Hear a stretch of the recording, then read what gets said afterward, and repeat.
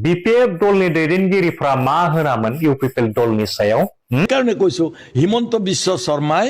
আজি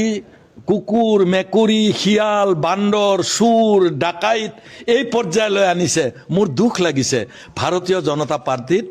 ৰাজ্যিক লেভেলতো বহুত সন্মানীয় দলীয় কৰ্মী আছে बे जोंना गिदिर गोलावफ्रा मा बुंदों नोंथांमोना खोनासं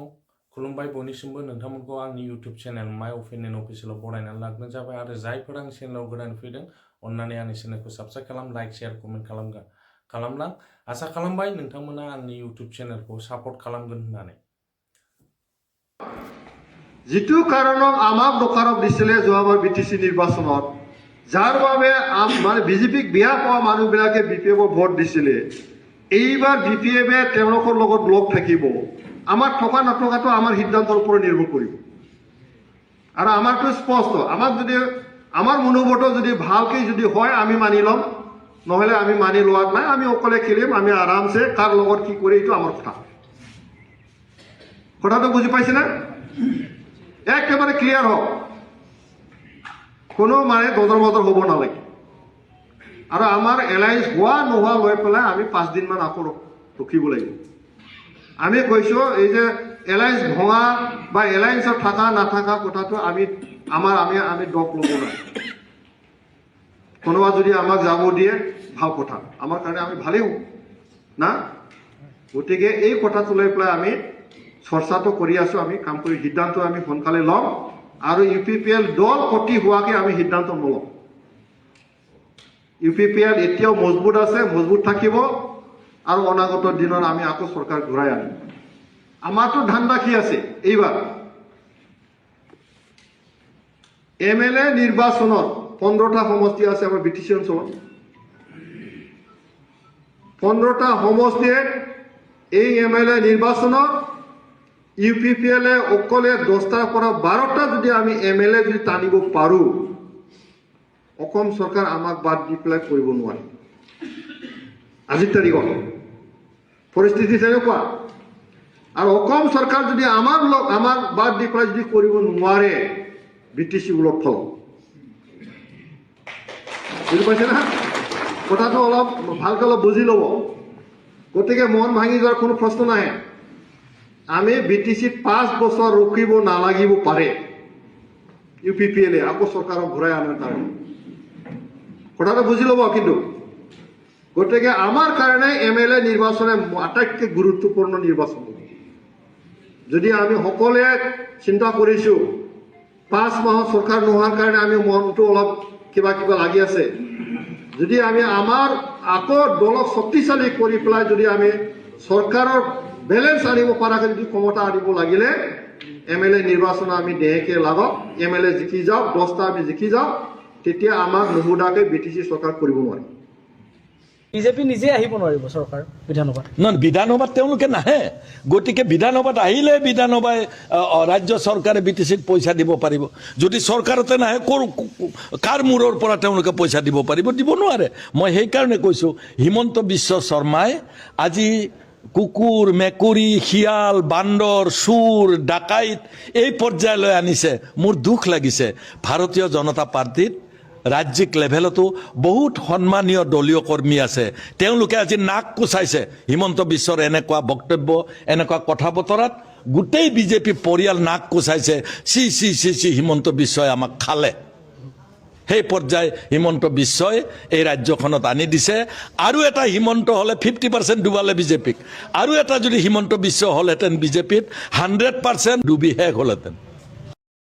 खुलुमबाय रायजो राजा नोंथांमोना गोसोआव दंना बिपिएफ दलनि दैदेनगिरिफ्रा मा होनामोन इउपिपिएल दलनि सायाव इउपिपिएल दला इलेक्शनाव जेनबाय इउपिपिएल दला जोबस्रांसिगोन बे दलाव सासेबो मानसि थानाय नंलिया आरो इउपिपिएल दलनिफ्राय बिपिएफआव जइन खालामला गोनांथि गैलिया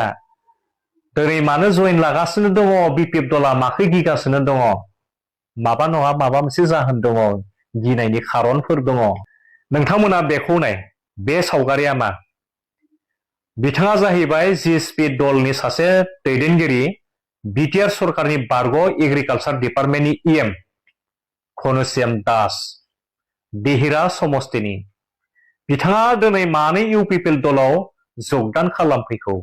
बिपिएफआथ' होनदोंमोन ना इउपिपिएल दलाव सासेबो मानसि नुनाय नंलिया सासेबो मानसि थानाय नंलिया जोबस्रांसिगोन होननानै आरो बे दला इलेक्सनाव जेनदोंब्लाबो लोरबां जानानै थाङाखै जिरायनानै थायाखै बिखा फोरदाननानै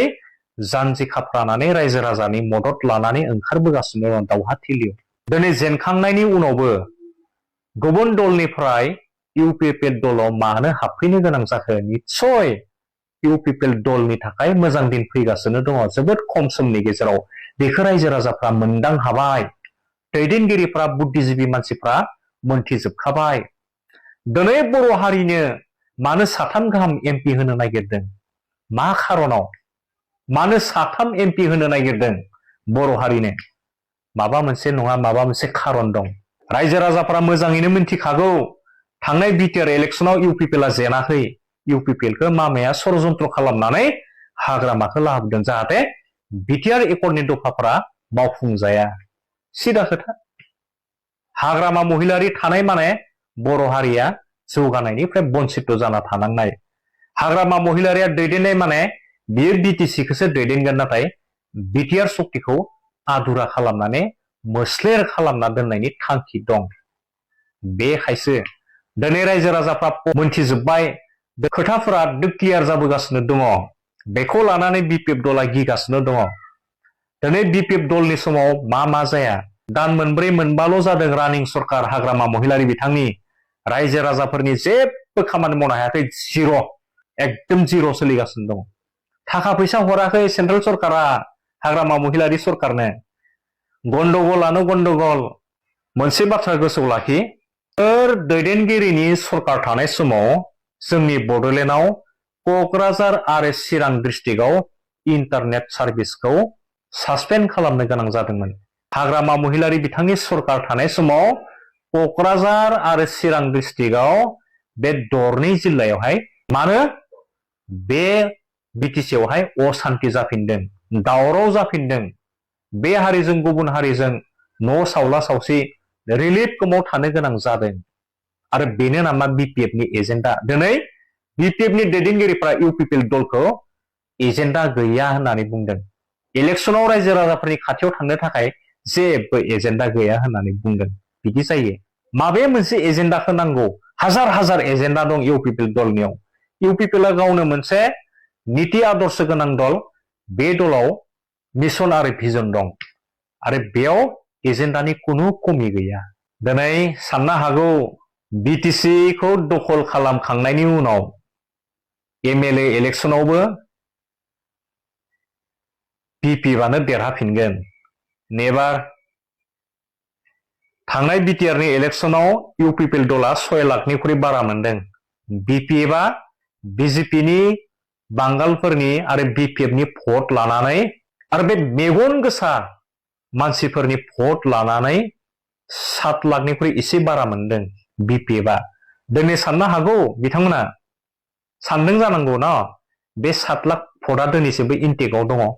गैया सोलायजोब्बाय माखासे फ्लाइं भटआ सब गावबा गाव बुजिनानै दोरोदखाबाय बेफोर भटआ अबेयाव गोग्लैगोन दानिया बेफोर भटआथ' बिपिएफआव गोग्लैला माखौ लानानै एफाग्राब दुगा खालामगासिनो दङ बिपिएफआ 7 लाखआव 7 लाख मोनफिनगोन नेभार बेयो जानो हाया बेनि फिथाइखौ मोननो थांगासिनो दङ जोबोद खम समनि गेजेराव समजों लोगोसे गासैखौबो नुलांबाय थागोन बेखिनिखौल' बुंबाय आं रायजो राजा नोंथांमोन गोजोन्थों